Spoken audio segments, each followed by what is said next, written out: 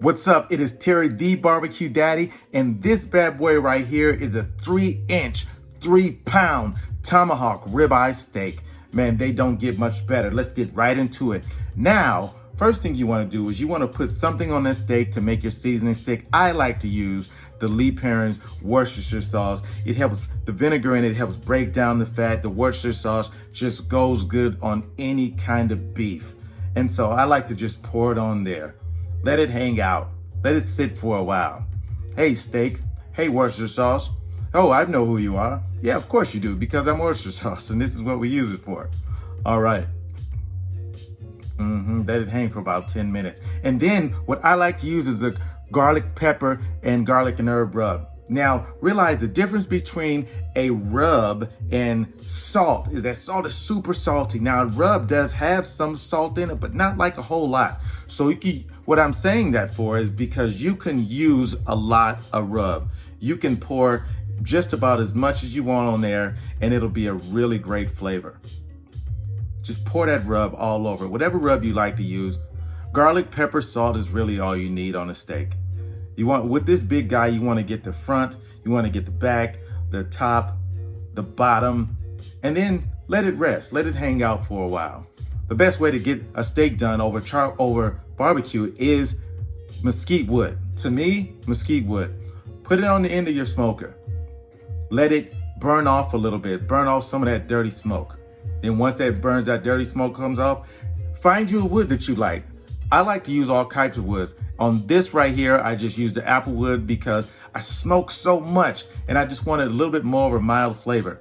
That's aluminum foil, obviously. Take your wood chips and you want to roll that thing in there like a burrito. You can find those wood chips just about anywhere. Safeway, Walmart. Now here's the thing. For this particular steak, make 2 of those. Make sure you make 2 of those. All right? Take one of those wood chip burritos and put it right at the edge of your smoker, because that's going to be the hottest part of your smoker, and where it's come out is going to help you. Now that's also going to cook a little bit later because it needs time to heat up. When you put your other wood chip burrito in there, that's going to start smoking right away. And so once that other one that's right on top of the fire burns out, right about that time, your other one is going to start smoking, and that gives you a good consistent smoke from start to finish.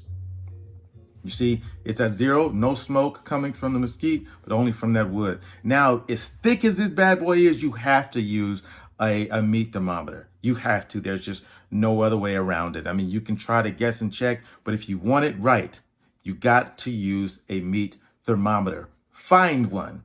Don't cook it without it. Now, once you got it set and that meat is rested for maybe a good 20, 25, 30 minutes, take it outside.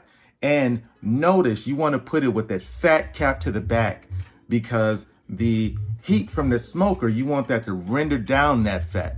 All right? Because some people don't like to eat that, but also that fat helps protect the meat. Make sure your vents are all the way open, because you don't want to necessarily slow smoke this thing. I mean, you can, but you don't. Not in this case. You see, it's coming out, it's out of the refrigerator. Now, this is maybe about an hour and a half later. It was set to right about 325, and right at 117 is just below rare, is right where you want to take this guy out at. And this is about an hour and a half later. If you look at it, looks amazing. It's rendered the fat down on that bone, just like I told you it would. It's got some really good smoke flavor in there. Like I said, use any smoke you want. And you see that burned out, that burned out. Everything is going according to plan at this point.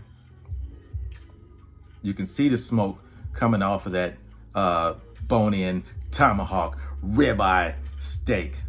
Man, you could bite into it right now if you wanted to. You really could if you like, super rare steaks. But that's not, we want to get some crust on that bad boy. So now get you another grill. Put the rest of your charcoal in there. Use mesquite. Now, you can't hear it because I'm doing a voiceover, but when I get ready to put that steak down, it's gonna make a sizzle. Maybe I'll let you hear it. Well, that's exactly what it sounds like. Just trust me. Now, it's not hot enough. Now, you want to get that guy going. So all that is vegetable oil. It's just vegetable oil.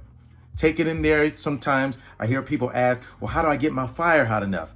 Vegetable oil will get it flaming. Now realize how thick this steak is. It's not going to burn it. Look at that. My goodness. That is an amazing crust on the outside of that tomahawk ribeye steak. Doggone near perfect. I'm telling you what, on that end. Now watch, you want to get the other side. And all of this is happening. This is happening literally all within the 3 or 4 minutes.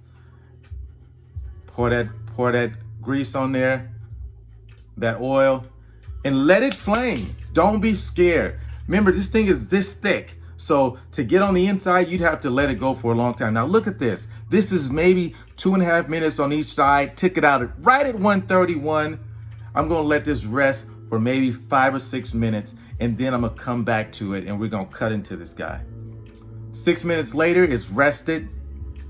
133, look it up, perfect medium rare. To me, it's the only way to eat a steak. Now, you can cook it to whatever temperature you want, but a medium rare steak this thick, look at that crust. My goodness. Now let's cut into it. Let me show you how it worked out in the middle. You already seen the temperature, you know it's medium rare. Now that bone, we coming back for this guy. Now let's cut into it. Yeah, buddy. Man, I actually did this last night, and I'm already hungry. I just ate dinner, but this tomahawk ribeye, look at the crust in that. Look in there. That is a perfect medium rare. A perfect medium rare. You guys, don't attack your screen. Don't attack it because it's just a video. But either way, once you got it, look at it. We're gonna get a little bit closer. Yes, to me, there's no other way to cook and smoke a steak. You gotta get the inside of that thing, that smoke flavors flavored all the way on the inside, and don't forget that bone. Chew and gnaw on that bone. Now that is how you smoke and grill a 3-pound tomahawk ribeye. Now the whole process took me maybe about an hour and 45 minutes, so you gotta be patient. But if you're patient with it and you follow these exact steps, you have a perfect tomahawk ribeye every single time. I am the Barbecue Daddy. Make sure you check us out, like, subscribe, all that other fun stuff, and then we'll be posting more videos here soon. Thanks, peace.